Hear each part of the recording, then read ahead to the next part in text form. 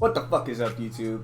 Welcome back to another Street Fighter match analysis by yours truly, Young Boy Trash Can, aka me. Today we're going to be going over a match I had on my ranked climb to silver. Hopefully some of you bronze lords out there can learn from me and fix my mistakes, prove your gameplay, you know what I'm saying, and maybe you might be able to hit silver, maybe gold, maybe a little higher, whatever you're aiming for. Hope you guys can learn from what I'm about to go over. And yeah, let's jump right into it. Okay, so in this matchup, I'm up against a Kage. And the Kage matchup, you know, it's kind of like playing against Ryu with a little bit of Akuma in there, mixed up in there. He doesn't have anything too crazy. He can. The one thing you have to be careful about Kage is that he will take your health bar, given the opportunity. But besides that, you really just have to play patient, wait for some negative stuff to come out, and punish him. I don't really know all of Kage's frame data, but you know, I kind of go with my best guess and just try to punish the negative stuff. I know Tatsu is negative, and I know that little fucking overhead punch kick thing that he does in negative. Anyways, he's throwing fireballs here. I get a nice little crouching medium kick, crouching medium punch confirmed mix up into kunai setup. I should have punished that more heavily, but I get a mix up, drop the follow up. Unfortunate. He's really just kind of throwing out mistakes. I go for a reload there that I shouldn't have. Get a nice air to air. He takes a grab.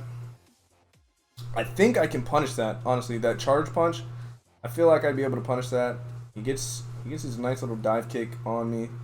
Keeps pressure. I'm pretty sure I should be able to punish that, but I just mix him up, and I actually didn't go for meaty.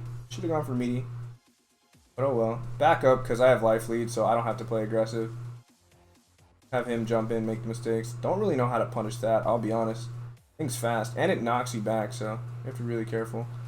I think I'm just throwing kunai here. And then I dash, get a mix up. That's honestly my game plan in a lot of these matches, just because I'm playing Ibuki is to get mix-ups, but I'm kind of forced to be honest, because my punches and my kicks are so stubby. They don't want me to win. Capcom hates me. But you know, you gotta try your best. It was pretty deciding. Tried to jump over that, didn't really get anything. Get a nice air to air. He takes the grab again. Kind of a risky tech by him, to be honest, but he did it. I get a nice air grab. Try to go in on him, but failed anti-air. It's tough. Good anti-air there. Go for me. Can't get anything. He's getting his anti-airs. Really good. I'm telling you, you can climb through bronze based off of just knowing like one combo and anti-airs, and that's it. You don't gotta worry about anything else. As long as you got anti-airs and one combo, that's it. I get a nice fireball punish off that. That's pretty sick. And now he's kind of just, you know, he activated his V trigger, so and I don't really know what his V trigger does, so I'm kind of just playing safe. Get a nice meaty, get a nice target combo, but he hopped on me, got the grab. It's tough. Should have closed that out. If I knew how to punish his V trigger on block, I probably would. Maybe like an EXDP or any heavy kick. I'm not too sure, but I definitely could have closed that round out. Unfortunate lack of Kage knowledge on my end. That's the thing, like knowing a lot about your opponent is don't underestimate that. Like if you know your opponent's moves and your opponent's frame data, that can make or break you winning rounds against them. Like because this game isn't exactly the most obvious when it comes to what's punishable and what's not. A lot of frames are really short and can be hard to pick up on if you don't know what to punish with and when to punish and stuff like that.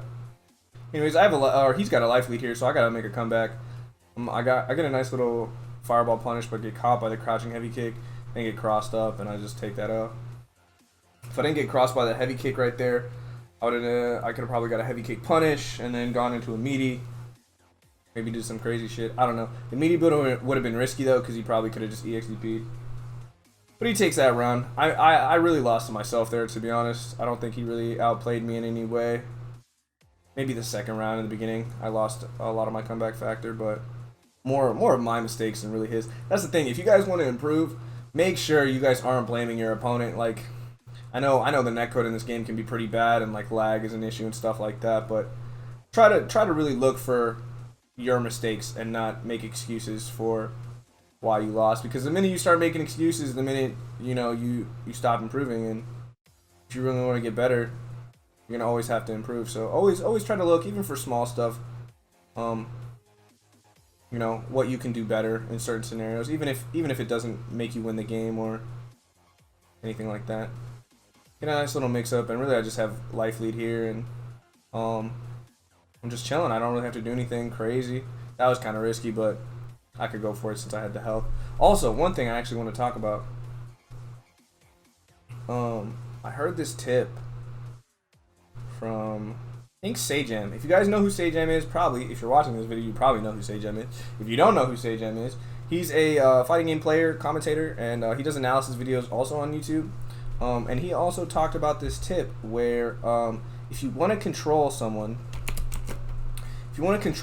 who's in the corner, right, and you're on offense, what you want to do is actually move your character. Let me get this right. You want to move your character directly under the timer. And basically you want to sit right here in the middle of the screen when they're in the corner. And what this causes is you can jab them if they try to walk forward. If they try to jump, you can anti-air them because you have enough time to react. You're not close enough to where a jump is going to cross you up. See, right here, I'm in cross-up range. If he neutral jumps, I have to worry about a cross-up. But if I'm standing over here, I don't have to worry about a cross-up because his jump's not going to cover it.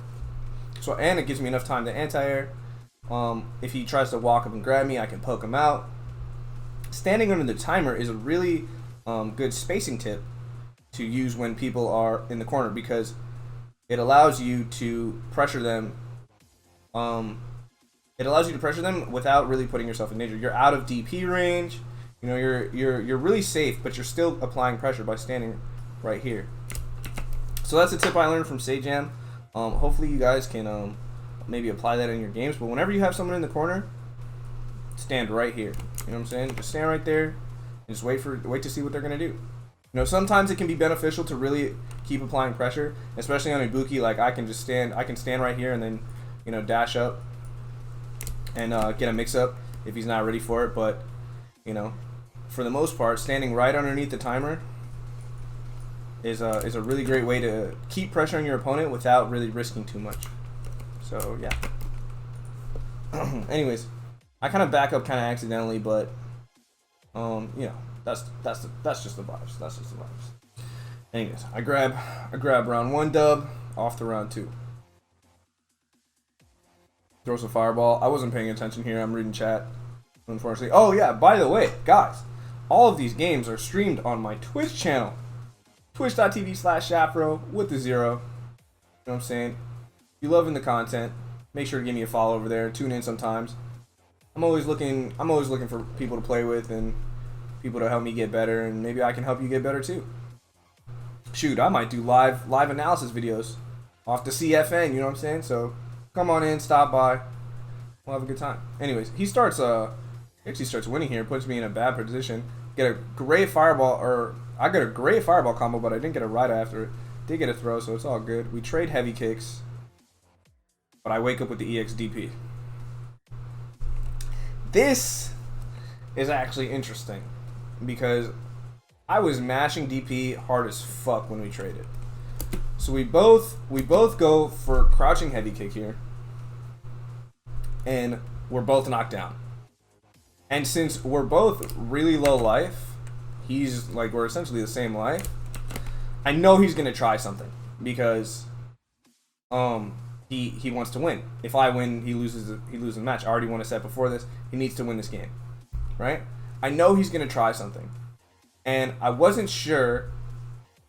It actually caught me off guard that we both clashed and we both got knocked down. So I didn't end up hitting quick rise in time. And by the way, if you guys don't know, whenever your character gets knocked down, if you hit 2 punch buttons or if you tap down on your like directional pad or whatever you play on, if you tap down, your character will do a quick rise and you'll get up faster than normal. I didn't react in time, so I wasn't sure if I was going to get a quick rise. So essentially, and I knew that he wanted to win, so I knew I had to wake up with something. And unfortunately, I had enough bar. Fortunately enough, he didn't super me. I think maybe my EX would have gone through super, but I knew that I had enough bar, I had enough resources. I knew he wanted to do something, so we actually woke up at the same time, and I just woke up with EXDP. Also, him activating. Never activate your V trigger on wake up. Never, like ever. Like this. Hold on, where is it? Right here. Like, never activate your V trigger in this scenario. If you guys ever find yourself in a scenario like this, the one thing you should absolutely do not do, and this is me telling you as an Ultra Bronze player, don't activate on wake up. Just don't.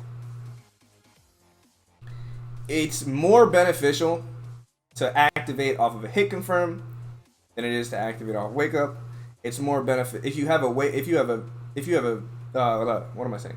If you have a V trigger that's like a Kuma's, where it's kind of like a steroid buff to your character, it's much better to activate that either off a hit confirm or off a full screen where you're not able to be punished. If you're in range to be punished, make sure, like, never activate when you're in range to be punished by your opponent, ever, unless you're hit confirming it, right? Activating on wake up, not only does it essentially do nothing for him, but it actually gives me an advantage as the defender, or as his opponent, because whenever you activate a V trigger in Street Fighter V, the screen kind of stops. Time stops. My character stops moving. Time doesn't stop moving. No one can move except for the activation animation to go off. But I can still input DP. So now that he activated, he didn't hit confirm it. Now I can punish him. So now, even if I didn't EX DP, I could just hit him with regular DP. Because he's minus on activate, and he has no response. So don't activate on wake up. Always activate on hit confirm, or at least when you're not in range to be punished by your opponent. Okay? Big brain tips. Ultra Bronze tips. But I gotta hit this man with the EXDP. I was happy about that because I was just like, let's go. I win the round. It was clutch as fuck. And it was a good decision to make by me. So there you go. Take that easy ass set. 2-1. And we're up into Ultra Bronze. Anyways, thank you guys so much for watching today. I hope you guys enjoyed that match analysis. Like I said earlier, if you haven't already, go follow me on Twitch, twitch.tv/Shapro. Link is in the description. You know the vibes. You know the vibes. But yeah, I hope you guys enjoyed watching that. I'll have more analysis videos coming if you guys want them. Appreciate you guys for watching, and I'll see you guys in the next one. All right? Deuces. Yes, sir.